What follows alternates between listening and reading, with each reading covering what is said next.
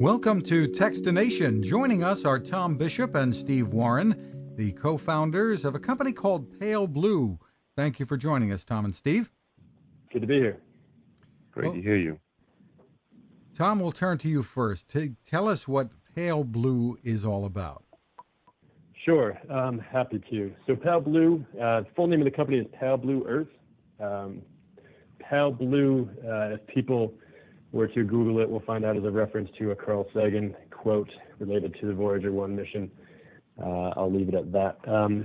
Pale Blue, in its current form, is all about changing the way that we think about disposables and batteries and trying to move beyond what has become the standard in battery practice, which is to consume disposable batteries and to move beyond that and bring into play all the new technologies in lithium ion and miniaturization of electronics to create a high performance, super convenient, modern take on old form factors of batteries, such that we can eliminate the need for disposable batteries all around the world, hopefully.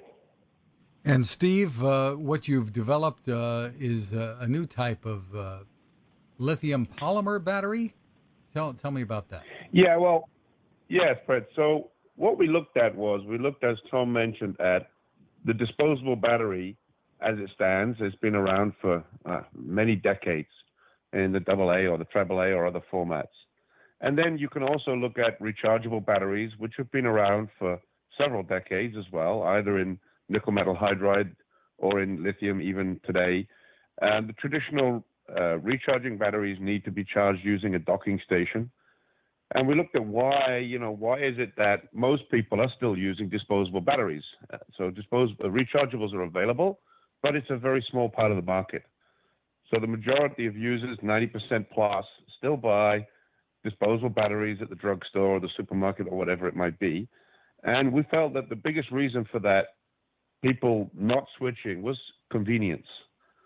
So you lose the charger. You start with good intentions with rechargeable batteries, but you don't know, mom's put the docking station away somewhere or dad's put it somewhere else, and the kids don't know where it is, and everybody ends up going back and buying disposables. So convenience is a huge factor in the adoption of the new technology. So with our battery, the charging port is directly on the battery, so you can charge it anywhere at any time using a micro USB cable, which everybody has available in their house or in their car or whatever. Secondly, we're using lithium technology. So lithium is the same technology used in your mobile phone or your other portable devices. It's much higher power density and a very fast recharge time. So it charges in between 35 minutes for a AAA and 1.5 hours for a AA or so. Compared to the traditional recharging batteries, which might take several hours. The target demographic is to make it more convenient for people to be able to get themselves off disposable batteries and shift over to a recharging solution to reduce the waste. Now, do these batteries hold up under use for about the same length of time as a standard battery, an alkaline battery would, or as a typical rechargeable battery might? Yeah, pretty much so. There is a little bit of a trade-off because as Tom mentioned, we have very small PCBA, microelectronics, on board, which handles the charging and discharging of the battery itself. So there's a little bit of a trade-off where you lose some space for pure charging because you have to incorporate the connector and the PCBA. So there's a little trade-off in capacity for convenience. But if the battery can be recharged anywhere in a very quick time, it doesn't really become such a critical item that the battery has to last exactly as long as I can recharge it on the go without having to remember to bring my charging dock or to plan ahead when I need to do the recharge. So what we do, we get a little power density increase because of lithium versus alkaline. So there's a trade-off on size. There's a trade-off on the positive side with the lithium capacity. But overall, it's about convenience. Now, for people who might have concerns about safety of this technology, what do you tell them? Whichever one of you wants to go here. Yeah, I'll take that one. Of course, there's a lot of writing in the press about the lithium ion or lithium polymer batteries and any safety issues.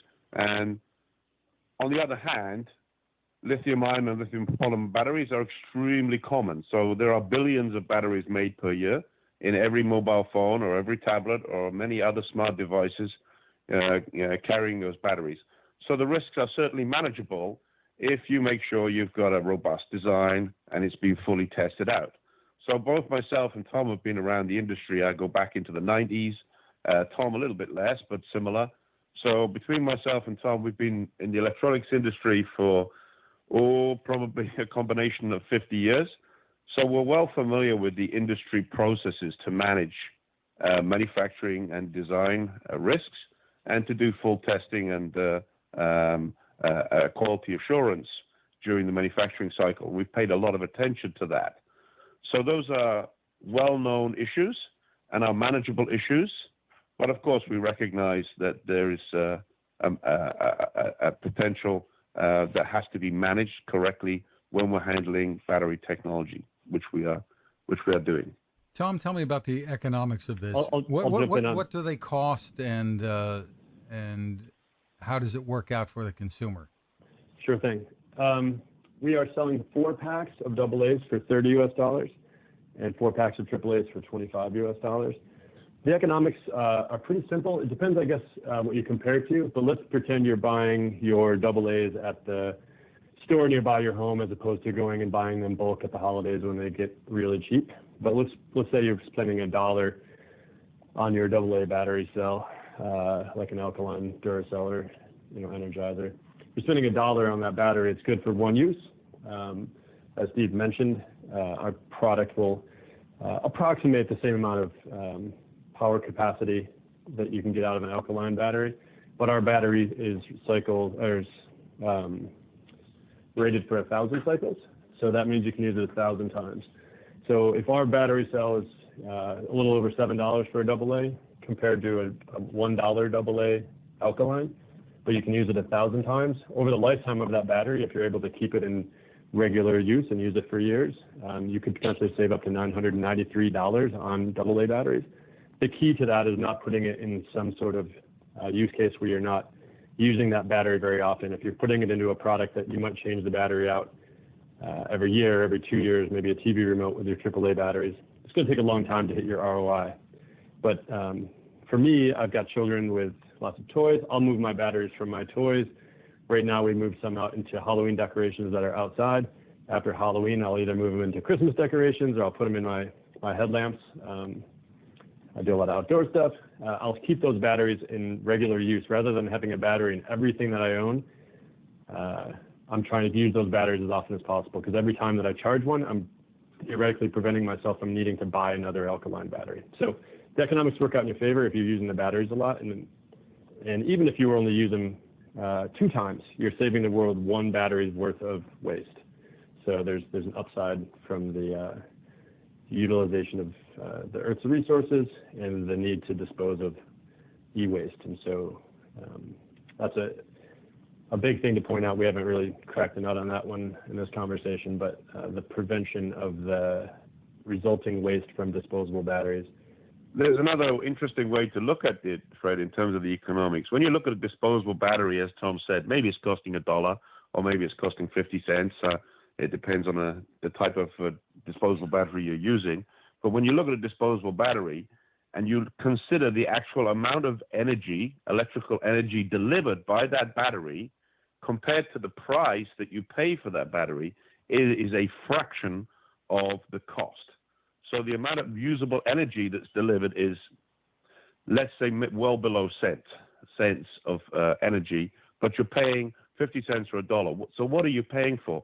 Mostly what you're paying for is the manufacturing cost and the shipping cost of that battery, which is all wasted after you used it and threw it away. So one-time use means you get a very tiny amount of energy and a huge amount of waste. With a rechargeable, convenient rechargeable solution, the amount of money you pay is easily recovered over the life cycle of the useful amount of power that you can get from the same amount of consumption.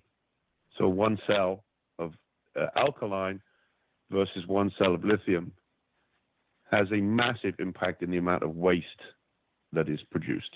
And these can be charged, you're saying, 1,000 times. How did you achieve that? Yeah. There's been a lot of development, if you like, in lithium cells over the last few years. And the cell will maintain a useful cycle. There will be some drop off in the capacity over eventual life cycle, but we'll get at least 80% useful cycles of the cell over that number of recharges. To do with basically the power management circuits which have improved in terms of the control of the charge and discharge of the cells compared to several years ago. If you consider, for example, your mobile phone, my wife is using an iPhone right now, which is over 2 years old. She charges that every single day, as I think most people do with their smartphone. So that's already probably over 700 or 800 charges, and it's still powering away, and its useful cycle is hardly noticeably dropped off. So lithium cells can deliver easily 1,000 cycles with proper power management chips and controls. So what are your plans to grow this market, to grow the demand for these types of batteries and change the mindset that so many people have in buying disposables? That's a great question. When it came to my mind, we've started this journey a while back, more than a year, 18 months ago. It struck me, and Tom was, I've known Tom for several years, and when we got together on this, it was common thinking. It struck us both, in fact, that the disposable battery is the plastic straw of the electronics industry. So 4 or 5 years ago, people were using disposable straws, and no one is even thinking about it. There was some great work done by many campaigns to raise the awareness of the amount of waste created by straws. And I remember the first time I heard of the plastic straw issue, it was on UK Sky News, and I was watching it, and they made me aware of 55 million plastic straws were being consumed every single day in the USA, and nearly all going into waste, into landfill, hardly any recycling. So the plastic straw issue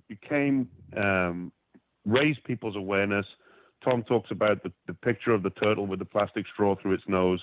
So many campaigns raised that awareness that it was just an extremely wasteful way to consume your drinks.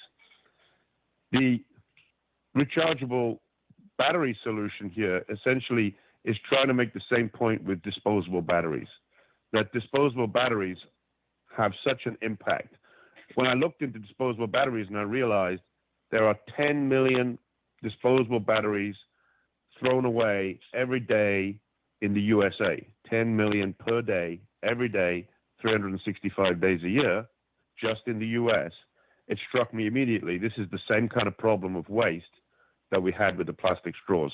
So we need to be able to bring a solution which can help to solve that problem, then raise people's awareness of what impact we're all having collectively, because we all only see our piece of it, but we don't see the whole number. So tell us where people can go for more info and maybe to purchase. Right now we're running an Indiegogo campaign, so we'll be on that Indiegogo platform until the middle of November. We have a website, that's palblueearth.com, or an Instagram, that's pal_blue_earth, where people can follow us there for the latest news. We are revamping our website and all of our product line, assets, photography, imagery, and that will all be launching on our new website in November. So we'll have a lot of new information and some new products coming out then. So I think people are best to follow us on Instagram, but also check out our website and sign up for more information there. And that's, again, palblueearth.com. Terrific. Tom Bishop and Steve Warren, thanks so much for taking the time with us. Thanks a lot, Fred. Happy to. Now this. How many companies out there have continued to innovate when it comes to building a better radio? I'm Fred Fishkin, host of Techstination, and I'm here to tell you about the new CC Skywave SSB radio from the wonderful people at C. Crane.